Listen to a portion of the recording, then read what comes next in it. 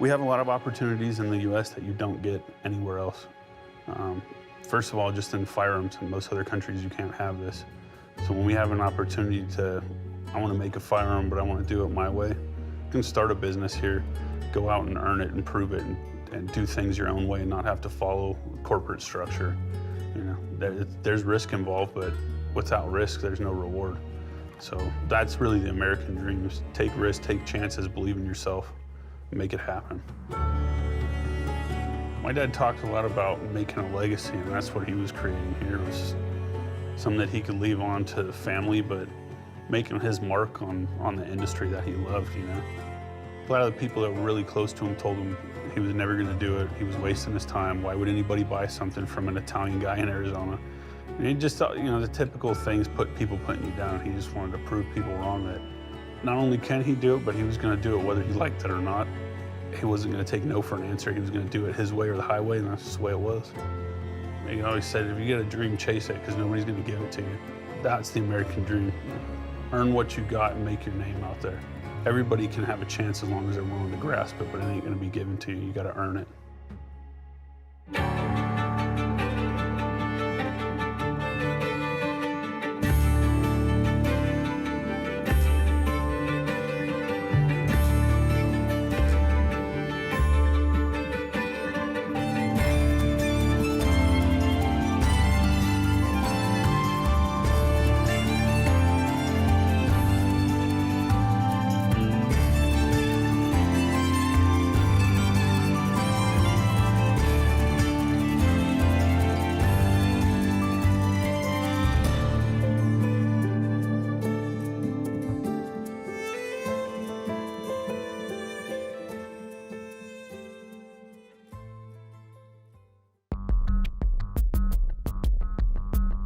Hi, welcome to Patriotic Ordnance Factory. We compromise on nothing. We only put the best materials, the best processes. It's irrelevant if it's hot, if it's cold, if it's sandy and dusty and muddy.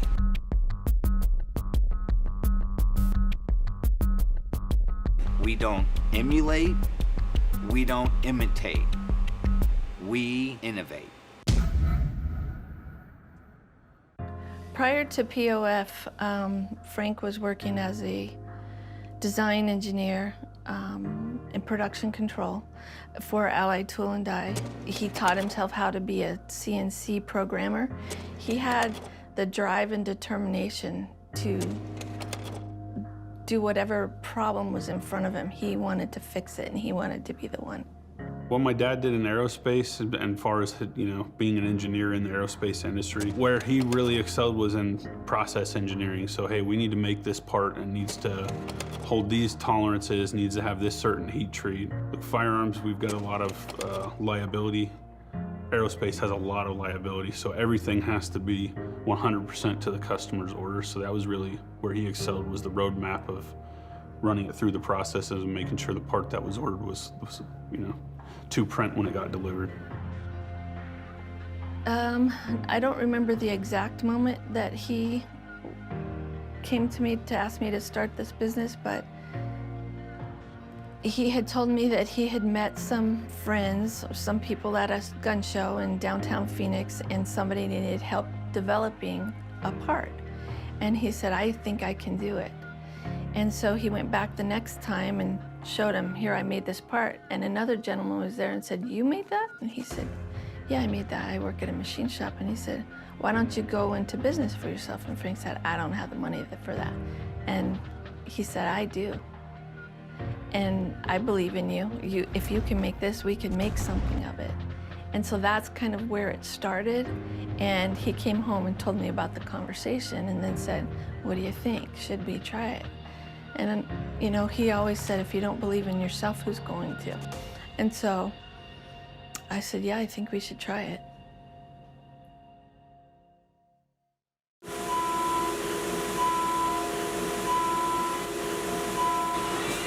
More symbols of freedom are within our factory, so all our employees know that we stand with America, and we'll always stand with America. So on a north or south side of our building is the American flag. Because that's a symbol of freedom that's inclusive with liberty and justice for all. The most wonderful symbol in the world that has to do with freedom. So we proudly display that in our factory as we work day to day. Because we're building every day symbols of freedom out here. On Thursday, June 18th, 2020, Frank passed away. He left work at 5:58. He was in an open air Jeep, didn't have a top, and he was driving home. It's about 7 miles from the office. And he got to the door. Brandon and Frank closed every day. And he gives Brandon a wave. And on his way home, he turned on the Carefree Highway, and a car was making a U-turn onto the highway, and I think he thought they would stop when they saw him, and they didn't. And he overcorrected the Jeep, and he rolled the vehicle 3 times. And he passed away immediately.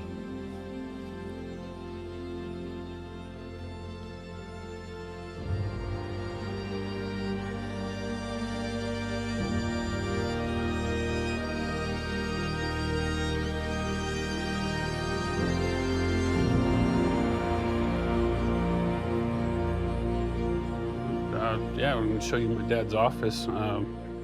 We've actually left it pretty much exactly the way it was since the accident, and nobody really comes in here. We kind of want to leave it the way it was. Keep his memory alive, you know.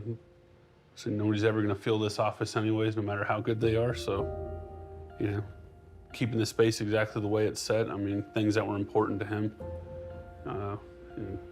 My papa, the books he liked to read, his hats, he loved cars.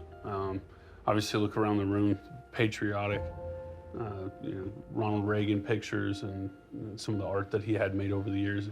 We want to keep it exactly the way it is. It's kind of, you know, selfishly a museum piece, but for the family, it's just, this is his office. Nobody else is going to sit in here. So on top of keeping his office the way it is, we keep my dad's cell phone. It's still active. I keep it on me every day. It's a reminder of him, you know, as a kid, even just up until the accident, Thanksgiving's, New Year's, Christmas, it didn't matter. He was texting every contact he had, Happy Thanksgiving, Happy New Year's, Merry Christmas. And it, you know, at the time you get upset, you're like, hey man, pay attention to the family. But you look at it now, he still gets text message, miss you buddy, Merry Christmas. It's, you know, you get emotional about it. But I think you can still text your dad back. because I think he meant a lot to people. I mean, he was a good man. People respected him, and he was caring. He was giving, you know. And so I think that kind of thing. I mean, people seen it. People cared, you know. It's humbling for me, you know. Obviously, I loved him. He was my dad, but to see how other people cared.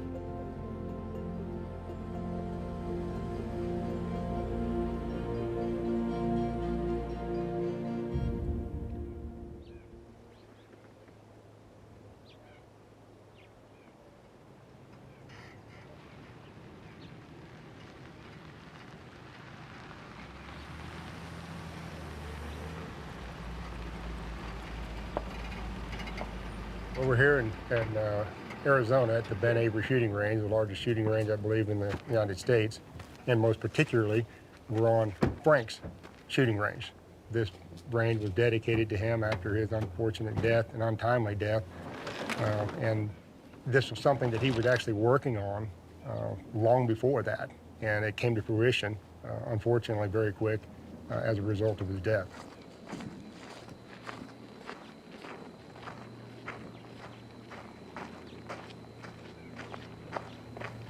So I was up here working as a contractor teaching shooting. And I heard about this guy that had developed this rifle where he had converted AR-15s to piston-driven guns, which sounded pretty interesting because of the reliability factor, a la the AK-47. So I called him up while I was here in Arizona. I bought one of his guns. We shot it. He was 100% operational, but it was also very apparent that he was not a shooter. So there was some modifications that we need to do to the gun to make it more user-friendly.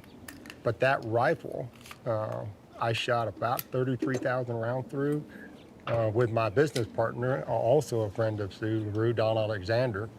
And he had another gun that he also put approximately 30-something thousand rounds through. Now the barrels were shot out, but the mechanisms were still running. So we knew Frank was onto it. So I think what they brought out for us today is their revolution in 6.5 Creedmoor. And immediately when you look at the extrusions and the cut and how they machine their materials and all the small things really make a big difference. All the stuff, the type of railings that he uses, the connection points that he uses, the stock that he uses, the grips, the trigger that he created. There's so much thought that goes into this rifle to get what you're looking at today. And this is years from 2005 to right now today. All of his ideas, you're looking at him sitting here in this rifle.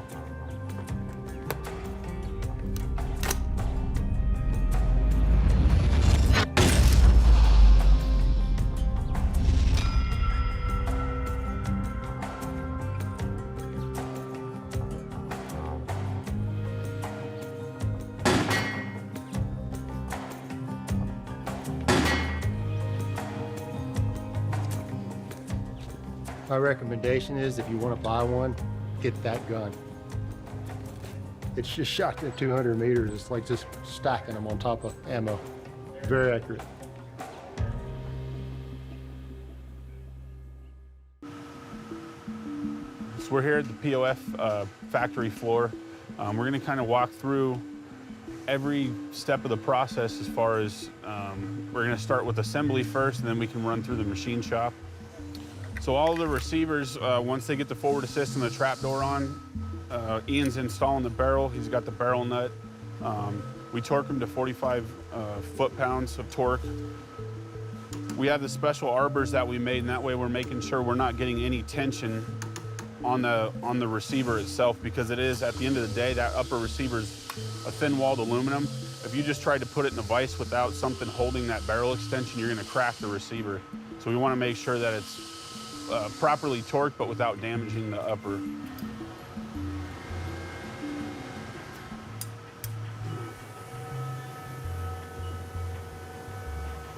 Right now we're actually running extractors. What the extractor does is when the bolt is locked up into battery, you pull the trigger, right? It fires. When it goes to extract the round, the extractor's holding onto the rim of the shell casing, and that's what's going to pull it out of chamber, and then the ejector will kick it out of the firearm. So this machine makes all of our bolts and extractors. It's a Ganesh Jinturn.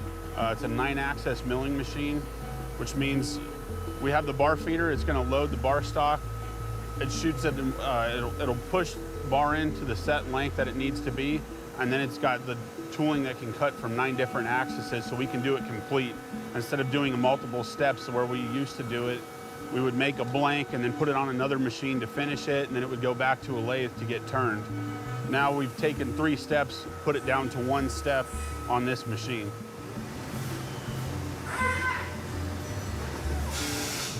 So we're going to start out with a billet block of aluminum, and this is what Op 1 is going to look like once it comes off.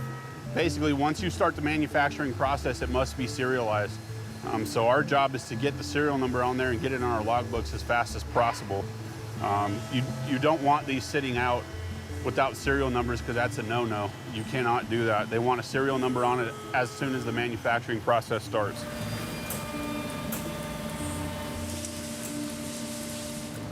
Yeah, and innovations, we use that word a lot at POF, and it's really, It's so easy to just pick up calipers and reverse engineer what somebody else did, but to step up and do your own design, put all the risk on your shoulders and see it come to life, something that was in your head, hit paper, go into SolidWorks, program, machine. I mean, it's so much more gratifying to know that you designed this out of your own head. You didn't copy somebody else. Obviously, there's an artistic side. Everybody's got their own style and the different firearms that they make, but seeing something that we put together and watch it function, yeah, it's a big point of pride. I mean, everybody needs to decompress, and so for me, it is the outdoors. I mean, like I said, when I was little, going fishing with my grandpa Neil, that was my favorite thing. And now I don't get cell phone service when we go fishing, so I don't have to hear emails banging, no text, phone calls. You know, it's peaceful, man. For me, that's why I love being in the outdoors, relaxing with friends and family, just taking a step back and enjoying life. We got the chairs in the back. All right. Work is a big responsibility. It doesn't matter what job you have or what your title is. Without what you're doing, and like I said, doesn't matter the title, position. If you don't do your job, somebody else can't do theirs. So for me, every day, yeah, that's all stressful. Any chance to get to just step back and kind of forget about it for an hour or two, it's you got to do it. You got to recharge a little bit.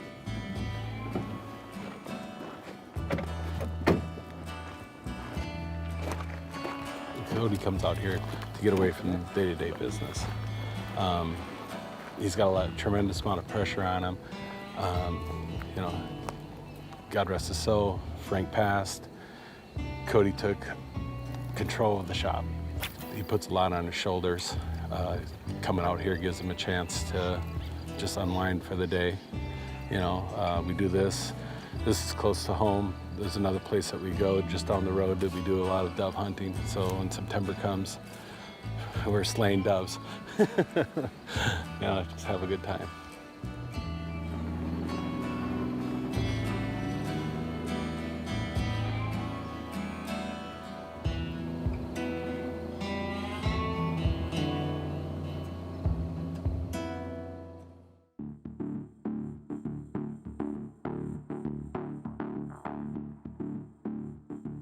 We don't want to follow people. We don't want to be imitators. Okay, Patriot Ordnance Factory wasn't built on following. We were built on leading, building the first of many firsts. I mean, that's a tagline that we use a lot.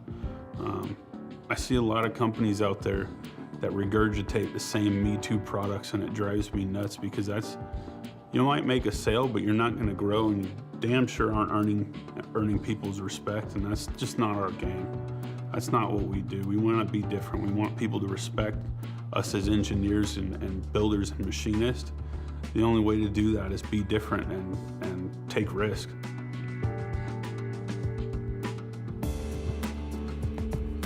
For Patriot Ordnance Factory, we have quite a few patents. And when you look at the 415, we were the first commercially available piston gun out there, especially one that cleans out the front, that doesn't use springs. On their piston return system. We were the first true small frame 308 out there. That nobody even has a 308 that's as light as ours. Those are the kind of things that we take pride in, is taking chances where other people won't. And that's like I said, for us, it's trying to be leaders, not followers. My dad's American dream, and his version of living out his American dream was taking advantage of every opportunity you're given, not taking no for an answer, putting in the hard work, and know that you've earned it. And there's no other place in the world that you can come up with an idea with a little bit of grunt work and work ethic. You can turn yourself out into a good situation, because nothing's given to you. At the end of the day, you're not just buying a product, a widget, you're also buying a lifestyle too. Why? Because that will always stand for America, will always stand for our flag. And how do you show it? Well, you show it by actually doing it. Everything we build is symbols of freedom. That's what we do.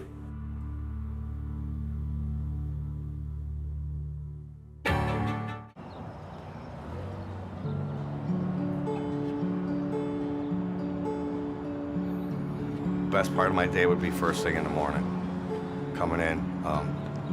There's not too many people here at the time. I'm able to get stuff started and start my day. I started here on September 4th, 1984. At that time, there was a lot of factories around. There was Winchester, there was Mossberg, there was Colt, there was Savage, was in Chicopee Falls at the time. A lot of the industry has now moved south, or they've just gone belly up and closed. They're just no longer in existence. I learned to just change the way I do things, right? You try it, you try it, you try it, you fail, you try something different. And just keep going till you get to where you want to be. And don't be afraid of failure, because you are going to fail. And I think that's what a lot of people are scared of. When I started, there were a lot of gentlemen here that were World War II vets. When I walked around here, they introduced me to a lot of guys, and they were here for 40, 42 years. So when I walked through, and when I got done with my interview, I got outside and realized this is a place I could retire from, which I thought was pretty cool. So 40 years later, here I am.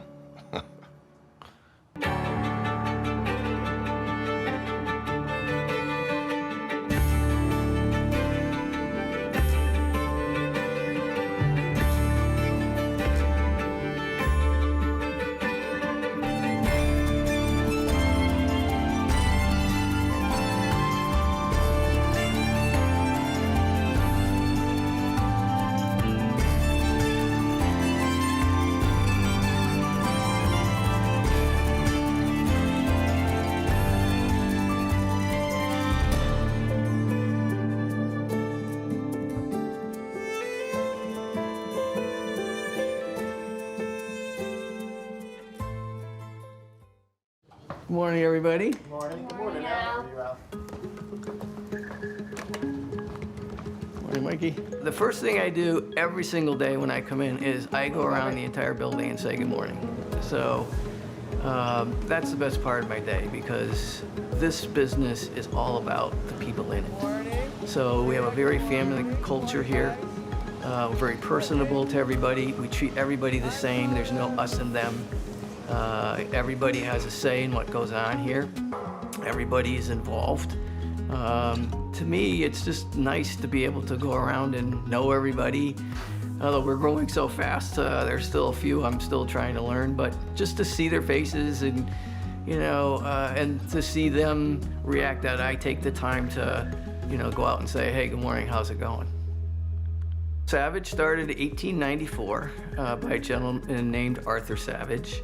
Came from the West Indies to the United States, and then he created what we now call the Model 99, or the Model 95 as he started, 1895. And with that rifle, business really picked up for him.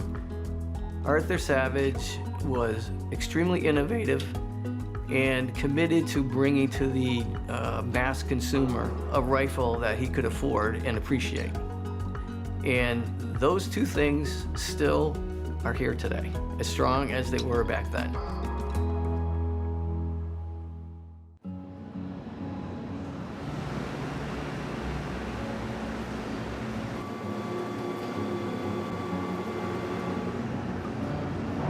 When I first met Wayne, he was just one of the hourly guys in the materials crib. He worked alongside a gentleman named Rick Iyer, who has since retired. They had tremendous energy, passion for the business, and really wanted to see the company become more successful and start to address some of the day-to-day challenges that they continue to have. I've been here now for 38 years, going on 39 years this fall. There used to be a water tower out in the back. And I remember being in, I think it was 4th grade, 5th grade, and looking at that water tower and going, gee, I wonder what was over there. And when I first started here, that water tower was still here. I thought that was pretty neat. What are you most proud of with your work that you do here, Mike? The fact that this place is still open, right?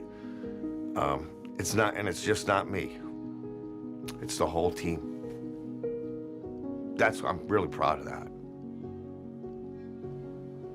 Management at that time when I started was basically sucking the place dry. We were then sold to one company, another investment company, which again took us to a different company. And at that time, we did go Chapter 11. You didn't know if you came in and that was going to be it, the doors were going to be locked that day, right? And you were out, which I thought was kind of sad. We got through it. Sorry. We got through it and we made it prosper. People want good things. People want homes. People want cars. People want to take care of your family. That, to me, is the American dream, right? To see it thrive, to know it's going to be here.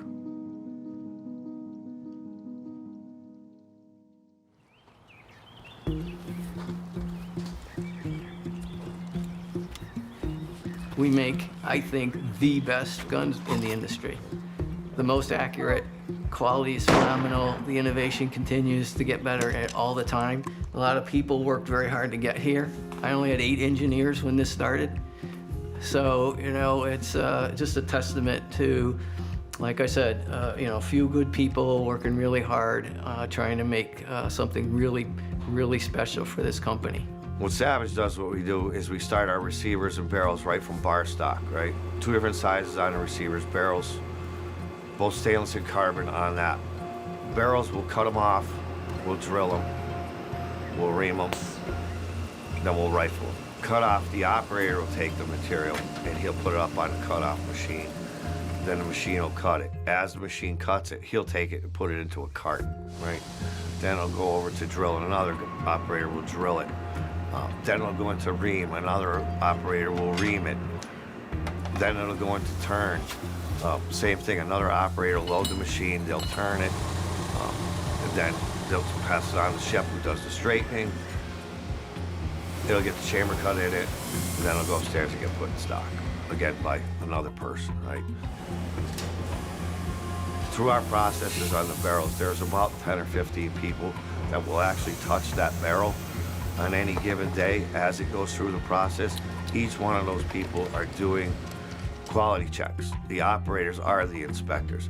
This is one of the reasons why Savage is accurate out of the box, and that the customer values what we do, right? They're adding a value to that rifle.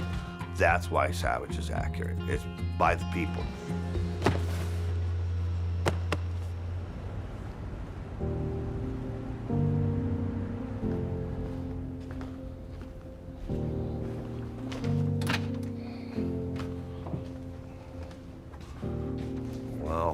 A lot of cool stuff up here, a lot of history.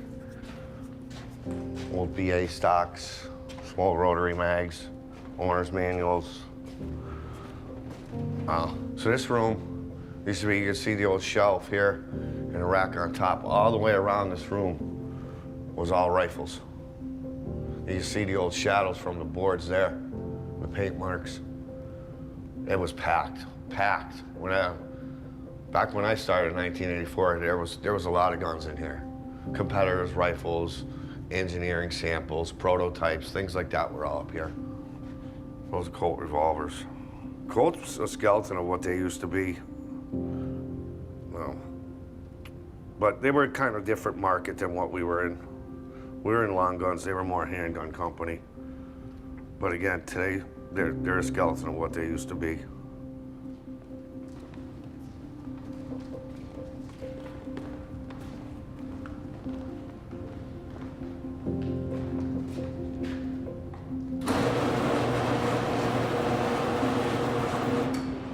So all this space here, from that main aisle, that red beam, all the way back here, this was all rented space. We rented it all to the railroad out back. Now look at it. Pretty cool. A lot of changes. A lot of changes over the years.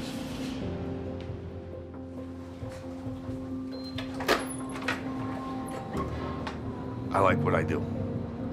I like what I do. I like the people I work with. We make cool stuff, right? We're not making basketballs here or ice cream or something like that. We're making firearms, and I think that they're pretty cool. You know, when we get guys that come in for visiting and they're like, "Oh my God, look at all the firearms! You know, look at all the guns around here." It's like, yeah, that's what we do, right? And we do it good. I'm very proud of it. Very proud of it. When a person goes in to buy a rifle, they're either looking for something that's just a basic, they're just getting started, or it's somebody just getting into hunting for the first time, doesn't really know what they need and may not have a lot of money to spend. We have that Axis rifle that fits that description. And then we get up to the more serious hunters and shooters that want something a little more innovative, more custom fit to them. You know, you don't have to spend $10,000+ on a custom-made rifle to have the best, most accurate rifle and to win and be successful. Whether it be hunting, that one shot you get at that big buck, or that one hole that you're trying to get at, at 100 yards, 300 yards, or whatever. So, we make products that handle all of those.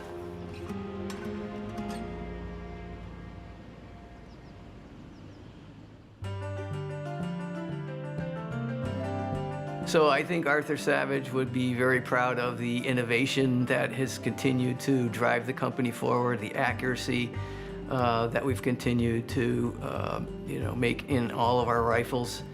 We started an innovation think tank here and back in 2001, and that thing is just that train is moving really fast, and we're known in the industry for being innovative. We've brought more innovative products to the marketplace in the last 20 years than any of our competitors by a huge margin, and that train is still going. We have more projects on the board now that go past 5 years.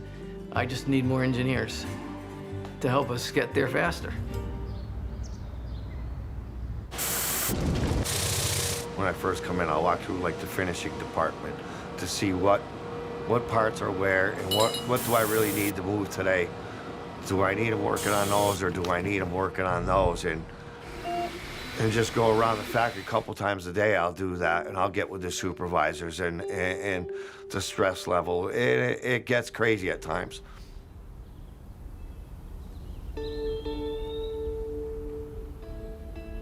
One of the things that I do now a lot is there happens to be a state park across from where I live, so I'll just go take a walk out in the woods, right, and observe the wildlife, right.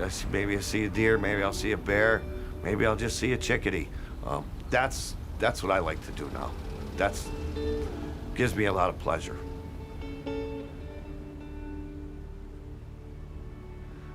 It gives you, no pun intended, a breath of fresh air, right? Maybe last week wasn't the greatest week. It was, right? You don't have good weeks or good days without bad days. So when those bad days happen, or a bad week happens, you get out on those walks, you slow down, you get a chance to observe, and it's quiet, it's peaceful. You get to recharge. So when I come back in on the following week, I'm fresh, I'm ready to go. And like I said, yesterday was yesterday, today's today. That part of it is very important, right? It keeps you back in reality. It's very, very important.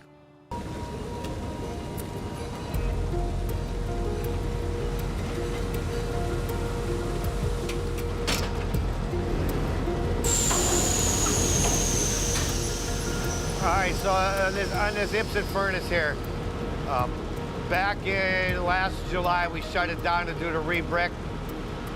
We came back after shutdown, after the brick was done. We went to start it back up. The motor went, then the tubes went, then the chain broke, then the cylinders went. This thing turned into my arch nemesis, and I didn't get it back for 3 months. So during that 3 months time span, I was farming everything out and begging guys to run our parts to keep us going. We got it done, we lived through it, and life moves on. I learned to just change the way I do things, right? Change the way. If this didn't work and we failed, we change it, we try something else. If that fails again, we try something else. It's the same thing with out on the floor, right? With manufacturing, right? You try it, you try it, you try it, you failed, you try something different. And just keep going until you get to where you want to be. You good to go, buddy? So this is Shepard Torres. He does all the barrel straightening here. He's going to take you through that process of what we do. As you can see how thick this steel is? Those walls on this barrel is very thick, right? I mean, in order to bend this, you're gonna need a lot of heat, or if you have a machine like this, that's gonna bend the barrel, all right? Now, this machine is gonna make this barrel look like a piece of rubber. And like I said before, what it's gonna do, the machine is gonna do is this is the machine, this is the barrel.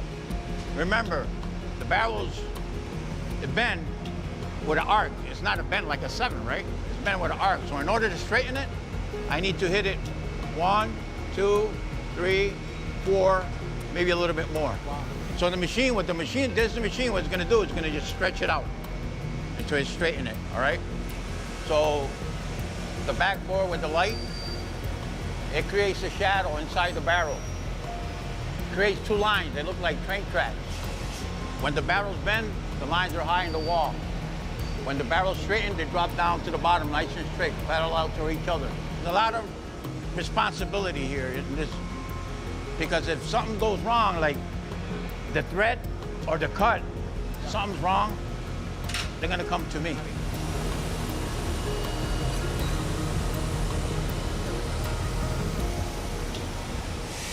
They like me because I help them. I like them because they help me.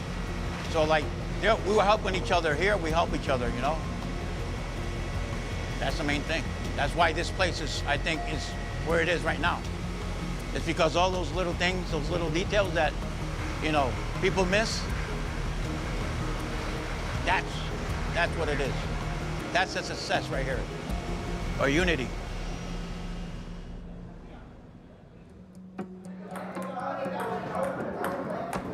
Good one. It's all about the people. You know, I keep telling everybody if something happens to me tomorrow, company still goes. This company's still making product. If I don't have those people in the factory, I don't have a business. They are the most important component of any business, but especially Savage. And so we treat them that way.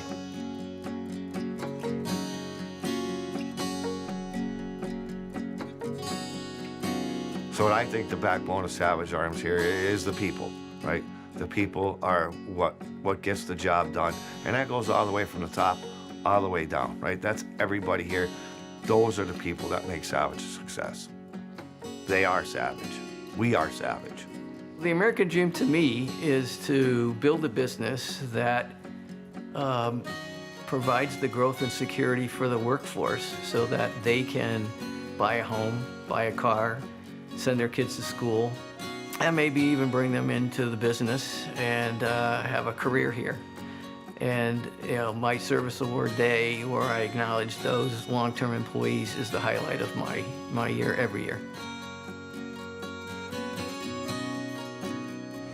My parents, when they came here, they worked, you know, but they taught us something very important, which is, you know, be decent and work for a living.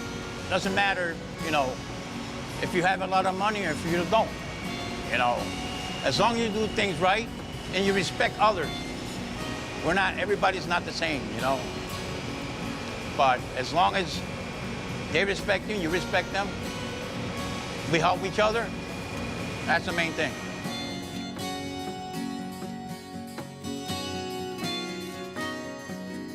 The guys coming out of World War II, right? The vets. You know, Tom Brokaw nailed it on the head when he called them the greatest generation that ever lived, because those guys could do anything. They could fix anything. They were resilient. Whatever needed to be done, they could do it. I think a lot of that has now bled into this facility, right? That's what it is. And that's the American dream, right? That's the American thing. You know, to be able to do whatever we needed to do. Americans can do anything they want, whenever they want. If they put their mind to it and they're determined and they work hard, it can be done. We can do it here.